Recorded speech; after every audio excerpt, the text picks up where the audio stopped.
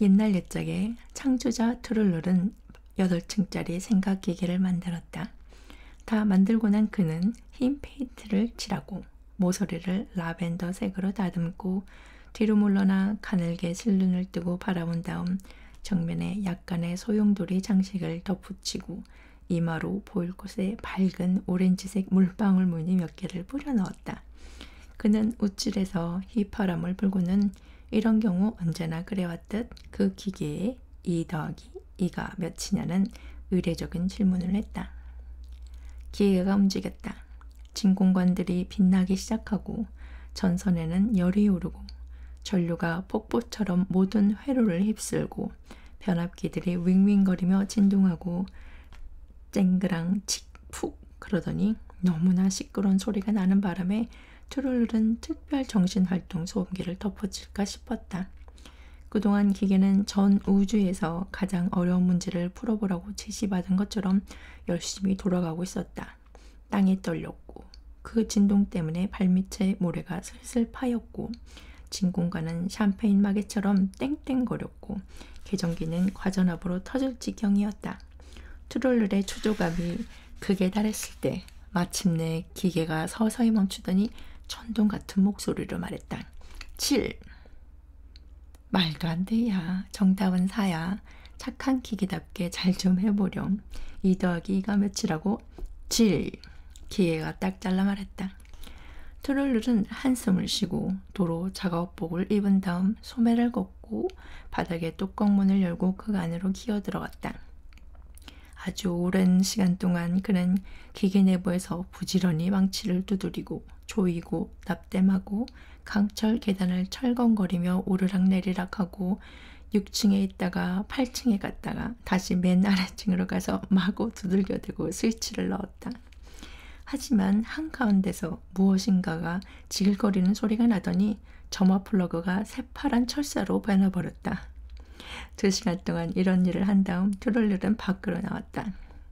그는 검댕으로 뒤덮였지만 만족한 모습으로 도구를 전부 치우고 작업복을 벗고 세수를 했다. 그는 나가려다가 몸을 돌려 아무 의심도 없이 물었다. 그래서 이제 2 더하기 2는 몇? 7. 기계가 대답했다. 트롤룰은 지독한 욕설을 중얼거렸지만 아무 도움도 되지 않았다. 그는 다시 기계 속을 뒤지고 연결을 끊어보고 수정해보고 체크하고 리셋해야만 했다. 그리고 세 번째로 2 더하기 2가 7이라는 대답을 듣자 절망에 빠져 기계발치에 주저앉았다. 클라퍼시우스가 발견할 때까지 그는 그곳에 그대로 앉아 있었다. 트롤룰이 금방 장례식에 다녀온 사람 같은 얼굴을 하고 있기에 클라퍼시우스는 무슨 일이냐고 물어보았다. 트롤룰은 문제를 설명했다. 클라퍼시우스도 기계 속에 두어 번 기어 들어가서 이것저것 고치려고 해보았지만 1 더하기 2의 값을 묻자 기계는 6이라고 대답했다. 1 더하기 1은 기계의 계산에 따르면 0이었다. 클라포시우스는 머리를 긁적이고 헛기침을 한단 말했다. 친구여, 현실을 똑바로 보게. 이건 자네가 만들었던 기계가 아니야. 하지만 모든 사물에는 좋은 측면이 있지. 이 일도 그래. 무슨 좋은 측면? 중얼거린 트롤은 자기가 앉아있던 기계 밑바닥 부분에 발길질을 했다. 그만해요. 기계가 말했다. 이 녀석은 예민하기까지 하군. 그런데 내가 무슨 말을 하고 있었더라? 아, 그래. 여기 우리 앞에 멍청한 기계가 있다는 것은 의심할 여지가 없고 게다가 아이고 평범하고 정상적인 수준의 멍청함이 아니야. 이것은 내가 정의할 수 있는 한 그런데 자네는 내가 그 방면의 전문가라는 건 알지? 전 세계에서 가장 멍청한 생각 기계야. 결코 깔볼 일이 아니지. 이런 기계를 일부러 만드는 것은 결코 쉽지 않을 거야. 사실 나는 아무도 그런 일을 할 수 없을 거라고 생각하네. 이 녀석은 멍청할 뿐만 아니라 노새처럼 고집도 세니까 말이야. 즉, 이 녀석은 바보들에게서 공통적으로 볼 수 있는 특징을 갖고 있단 말이야. 바보들은 아주 고집이 세거든. 그래서 도대체 이 기계가 나한테 무슨 소용이 있단 말이야. 트롤룰은 그렇게 말하고 다시 한번 기계를 찼다. 기계가 말했다. 경고합니다. 그만하는 게 좋을걸요? 그러자 클라포시우스가 냉정하게 말했다. 경고하고 싶으면 해보렴. 이 녀석은 예민하고 우둔하고 고집셀 뿐만 아니라 성도 잘 내는 건. 정말이지 이런 특성들을 잔뜩 갖고 있으면 자네는 뭐든지 할 수 있어. 예를 들어 뭐 말이야? 드롤ler이 물었다. 즉석에서 말하기는 힘들군. 녀석을 전시해서 입장료를 받을 수도 있겠지. 지금까지 존재했던 것 가운데 가장 멍청한 생각계를 보기 위해서 모두들 별대처럼 모여들 거야. 이게 얼마나 크지? 8층짜리? 세상에 이보다 더 큰 전화가 어디 있겠어. 전시를 하면 자네가 쓴 비용이 벌중될 뿐만 아니라 됐어. 난 전시 같은 거 안 해. 트롤ler은 벌떡 일어나서 제 성미를 이기지 못해 다시 한번 기계를 찾다. 세 번째 경고입니다. 기계가 말했다. 트롤ler은 그 거만한 말에 노발대발해서 외쳤다. 뭐? 너 내 쓸모라고는 걷어차는 것뿐이야. 그거 알아? 그는 기계를 몇 번 더 쳤다. 당신은 나를 4번째, 5번째, 6번째, 8번째 모욕했어요. 따라서 나는 모든 수학적 성격의 문제에 대답하기를 거부하겠습니다. 트롤ler은 화가 머리끝까지 나서 날뛰었다. 거부한대? 들었어? 6 다음에 오는 게 8이래. 들었어? 클라포시우스. 7이 아니라 8이래. 이 여왕 전하께서 거부하겠다는 수학이 이런 거란 말이지. 이거나 먹어라. 이것도 더 먹어줄까? 기계는 덜덜 떨고 흔들리더니 말없이 토대부터 일어나기 시작했다. 토대가 매우 깊었기 때문에 대들보가 휘어질 지경이었다. 하지만 마침내 기계가 일어났고 부서진 콘크리트 블럭과 튀어나온 강철 뼈대를 등 뒤에 남겨둔 채 움직이는 유수처럼 트롤ler가 클라포시우스에게 다가가기 시작했다. 트롤ler은 놀란 나머지 어디로 보나 기계가 자기를 너덜너덜 찢어놓으려 하고 있었는데도 피할 엄두조차 내지 못했다. 그러나 클라포시우스가 그의 팔을 잡아당겨서 둘은 주랭랭을 쳤다. 한참 도망치다가 돌아보자 기계는 높은 탑처럼 흔들거리며 천천히 다가오고 있었다. 기계는 발걸음을 옮길 때마다 2층 높이까지 땅속에 파묻혔지만 그러면서도 완강하고 끈덕지게 모래를 헤치며 곧장 그들 쪽으로 향해 오고 있었다. 트롤ler은 놀라서 숨을 들이켰다. 누가 이런 이야기를 들은 적이나 있겠어. 저건 반란이야. 우리 이제 어떡하지? 기다려보자고. 뭔가 알게 되겠지. 신중한 클라포시우스가 대답했다. 그러나 당장 알 수 있는 것은 없었다. 기계는 좀 더 단단한 땅에 닿은 후에는 속도를 내기 시작했다. 기계 안에서는 휙휙거리고 슉슉거리고 탁탁거리는 소리가 났다. 금방 이제 신호기가 느슨해질 거야. 그러면 프로그램이 엉켜서 저놈도 멈추겠지. 트롤ler이 이를 악물고 말했다. 아니야, 이건 특별한 경우야.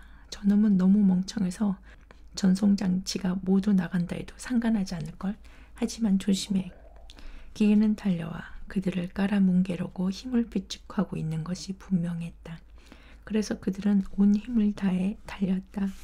저벅저벅 다가오는 무시무시한 발걸음의 리듬이 귀에 쟁쟁 울렸다. 그들은 달리고 또 달렸다. 그 외에 무슨 일을 할 수 있겠는가. 그들은 자기네 동네로 돌아가 보려고 했지만 기계는 그들의 측면을 포위하고 길을 차단해서 아무도 살지 않는 미개지로 더 깊이 몰아넣었다. 음침하고 울퉁불퉁한 산들이 서서히 안개 속에서 솟아올랐다. 트롤ler은 가쁘게 숨을 몰아쉬며 클라포시우스에게 외쳤다. 들어봐, 어디 좁은 골짜기로 들어가자. 놈이 우리를 따라올 수 없는 곳으로. 저 마을 것이. 뭐라고? 클라포시우스가 시근거리며 대답했다. 아니, 똑바로 가는 게 낫겠어. 이 위쪽에 마을이 있어. 이름은 기억이 안 나는데 어쨌거나 거기서 피할 곳을 찾을 수 있을 거야. 그래서 그들은 똑바로 달렸다. 얼마 안 있어 여러 채의 집이 보였다. 그 시간에는 거리에 사람이 전혀 없었기 때문에 창조자들은 살아있는 자를 한 번도 만나지 못한 채 꽤 먼 거리를 달려갔다.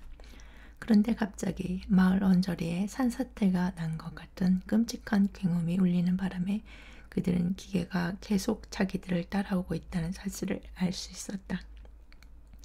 트롤들은 뒤를 돌아보고 신음했다. 맙소사, 저놈이 집들을 찢어 발기고 있어, 클라포시우스.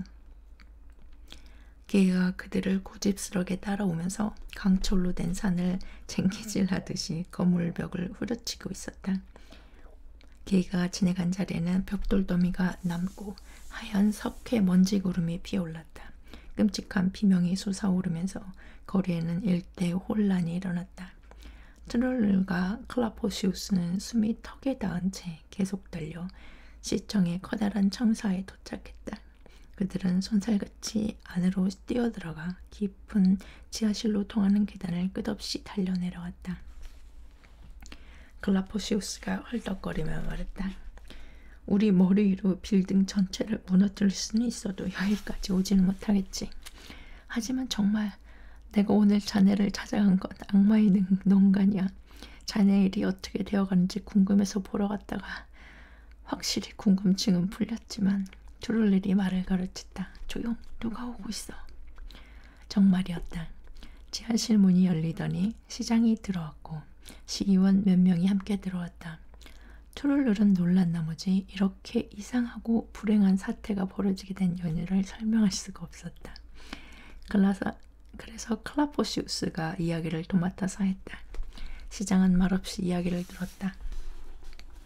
갑자기 벽이 흔들리고 땅이 솟아오르더니 벽돌 부서지는 소리가 지하실에 있는 그들에게까지 들렸다. 그놈이 여기까지? 트롤들이 외쳤다. 그렇소. 그리고 우리에게 당신들을 내달라고 요구합니다. 안 그러면 온 마을을 무너뜨려버리겠다고. 바로 그때 머리 위 먼 곳에서 희미한 경적에서 울려나오는 것 같은 말소리가 들려왔다. 트롤루를 내놔. 트롤루를 주면 잡아먹지. 설마 우리를 내주지는 않으시겠죠?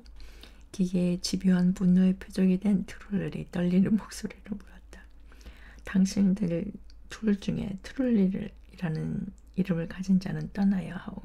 다른 쪽은 남아있어도 됩니다. 그를 넘겨달라는 조건은 없으니까. 자비를. 우리로서는 어쩔 수가 없어요, 트롤름. 그리고 당신이 여기 머무른다면 이 마을과 주민들이 입은 모든 피해에 대한 책임을 져야 할 겁니다. 당신들 때문에 그 기계가 집을 16채나 파괴했고 우리 시민들 중에도 가장 뛰어난 사람들이 그 바람에 많이 깔려 죽었단 말이오. 당신 또한 절박한 위험에 처해 있다는 이유 하나 때문에 아무 벌도 받지 않고 떠날 수 있는 겁니다. 그럼 가시오. 다시는 돌아오지 마시오. 시장이 말했다. 트롤룰은 시의원들을 바라보았다. 그리고 그들의 완고한 얼굴에 쓰여있는 유죄 선고를 보고 천천히 몸을 돌려 문으로 향했다. 기다려, 나도 같이 가. 클라포시우스가 충동적으로 외쳤다. 자네도? 트롤룰은 희미한 희망에 깃든 목소리로 말했다. 그러나 잠시 후에 이렇게 덧붙였다. 하지만 아니야. 왜 자네가 나와 함께 죽어야 돼?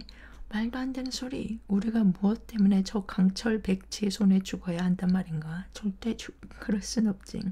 친구야, 가장 유명한 창조자 2명을 우리 행성위에서 쓸어 없애려면 그보다 더 한 놈이 와야지. 이리 오게, 트롤을. 기운내. 클라포시우스가 아주 활기차게 대답했다. 이 말에 기운을 얻고 트롤은 클라포시우스의 뒤를 따라 계단을 달려 올라갔다. 광장에는 아무도 없었다.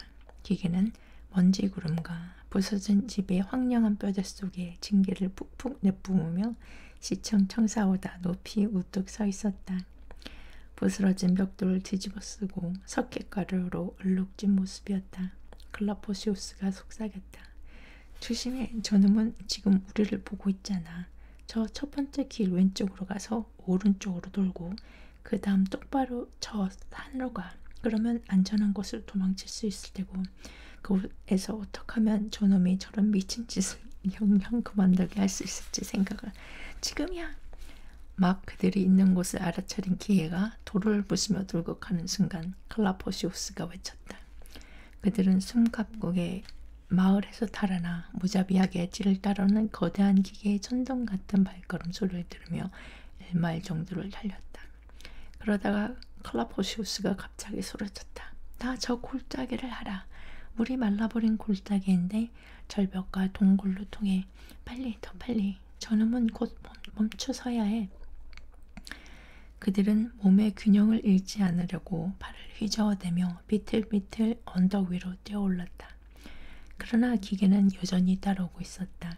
그들은 말라버린 강바닥의 자갈 위를 서둘러 뛰어가 깎아지른 듯한 바위에 난 깊게 갈라진 틈으로 들어갔다. 높이 솟아있는 동굴의 컴컴한 입구를 바라보면서 발밑에서 느슨한 돌이 굴러떨어지는 것은 아랑곳하지 않고 둘은 미친 듯이 입구 쪽으로 기어오르기 시작했다. 바위 구멍 속의 공기는 차갑고 어두웠다. 그들은 최대한 빠르게 안으로 뛰어들어 몇 발짝 달린 후 멈추었다. 도르르는 다시 침착해졌다. 후, 마침내 안전한 곳으로 왔군. 잠깐 눈이 어디까지 왔는지 볼게. 조심해. 클라포시우스가 주의를 주었다. 도르르는 동굴 가장자리로 조금씩 나아가 밖으로 몸을 내밀었다가 소스라치게 놀라 도로 펄쩍 뛰어들어왔다. 그가 외쳤다. 저기서 하늘을 올라오네. 걱정하지 마. 절대로 여기까지 오진 못할 거야. 별로 자신은 없었지만 클라포시우스는 일단 그렇게 말했다. 하지만 저거 뭐야? 점점 어두워지네. 안 돼. 순간 거대한 그림자가 드리워지며 동굴 입구로 내다보이던 조그만 하늘을 덮어보였고 그 자리에는 라베스로 뒤덮인 매끄러운 강철벽이 나타났다. 기계가 천천히 바위를 닫아 거대한 금속 뚜껑으로 덮은 것처럼 동굴을 봉해버린 것이었다. 우린 덫에 걸렸어. 둘이 속삭였지만 완전히 깜깜해지자 그의 말도 끊겼다. 멍청한 건 우리 쪽이었어. 그놈이 바리케이트를 칠 수 있는 동굴로 뛰어들더니 어떻게 우리가 이따위 일을 했을까? 클라포시우스가 사납게 외쳤다. 한참 후 두룰룰이 물었다. 저놈이 무슨 짓을 하려고 이러는 걸까?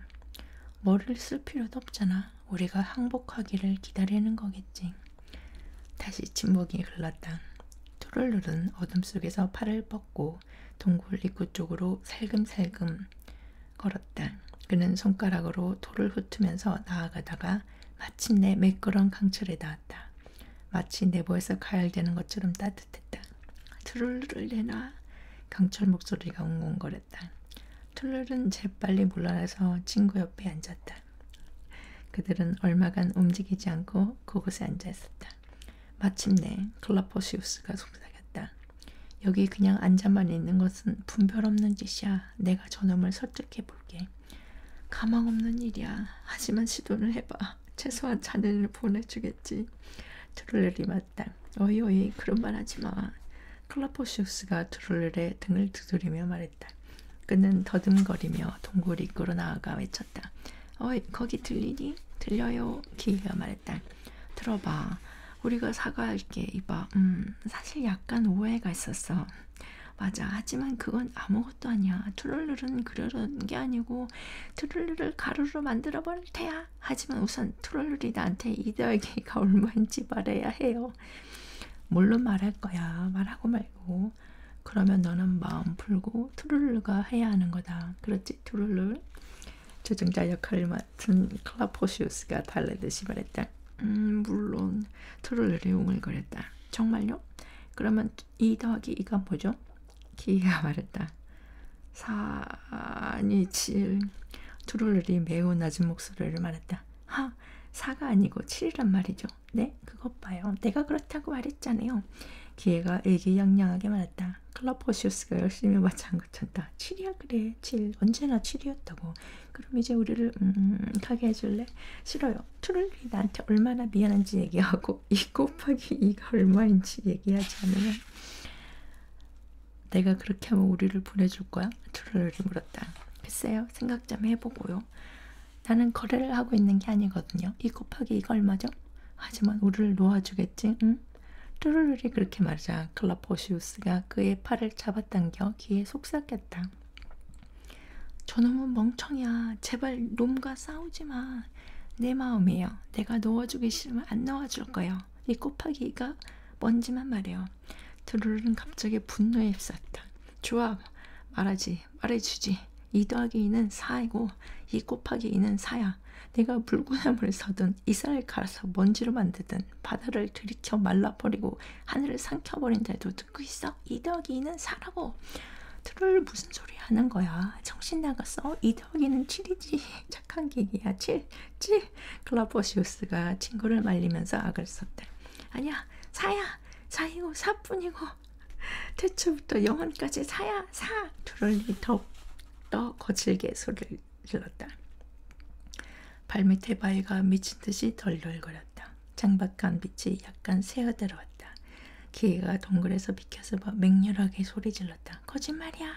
7이야. 7이라고 말하지 않으면 때려줄 테야. 절대 아니야. 무슨 일이 일어나도 상관없다는데 트롤이 으르렁거리자 자갈과 먼지가 그들의 머리 위에 빗발치듯 떨어졌다. 기계가 8층짜리 덩치를 석벽에 계속 밀어붙여대고 사나리에 몸을 내던지듯 부딪히는 바람에 거대한 바위들이 부서져 나가 골짜기로 굴러떨어졌기 때문이었다. 전둥치는 듯한 소리와 자욱한 연기가 동굴을 가득 채웠고 강철이 바위에 부딪히며 불꽃이 날았다. 그러나 이 아수라장을 털고 때때로 트롤들이 갈라진 목소리로 울부짖는 소리가 들려왔다. 2 더하기는 4야. 2 더하기는 4. 클라포시우스는 힘으로 친구 입을 막으려 해보았으나 난폭하게 내동댕이 쳐졌다. 그는 포기하고 주저앉아 팔로 머리를 감쌌다. 기계에 미친 듯한 공격은 한순간도 슬그러들지 않았고 당장이라도 천장이 무너져 제수들을 깔아뭉개고 영원히 파묻어 버릴 것 같았다. 그러나 매운 연기와 숨막히는 먼지가 자욱한 가운데 그들의 모든 희망이 잃었을 때 갑자기 끔찍한 끼익 소리와 더불어 무언가 천천히 폭발하는 듯한 소리가 났다. 미친 듯이 들려오던 쾅쾅 소리와 두들겨대는 소리보다 더 큰 소리였다. 공기가 씩씩거리더니 동굴을 막고 있던 검은 벽이 폭풍에 쓸려간 것처럼 사라져버리고 괴물같이 거대한 바위 덩어리가 그 위로 굴러떨어졌다. 돌사태 메아리가 우르르 폴려 퍼지는 가운데 두 친구는 동굴 밖을 빠끔 내다보았다. 기계가 보였다. 기계는 8층짜리 몸의 허리 부분에 굴러떨어진 거대한 바위의 반쪽으로 쪼개지다시피 한 채로 누워있었다. 재단 조심조심하며 그들은 아직도 연기를 피어올리고 있는 돌조각 사이를 헤치고 나아갔다. 강바닥으로 가려던 기계의 부서진 잔해를 지나가야 했다. 그것은 바닷가에 내동정이 쳐진 거대한 난파선 같았다. 그들은 아무 말 없이 뒤틀린 기계 몸체가 들이운 그늘 아래에 멈추어 섰다. 기계는 아직도 조금씩 떨고 있었다. 그 안에서 무언가가 돌아가는 소리, 약하게 삐걱거리는 소리가 들렸다. 트롤들이 입을 뗐다. 그래, 이렇게 너는 불행한 체험을 맞았구나. 그리고 2 더하기 2는 언제나 그랬듯이 바로 그때 기계가 들리지 않을 정도로 희미한 끼익끼익 소리를 내면서 마지막 말을 내뱉었다. 7.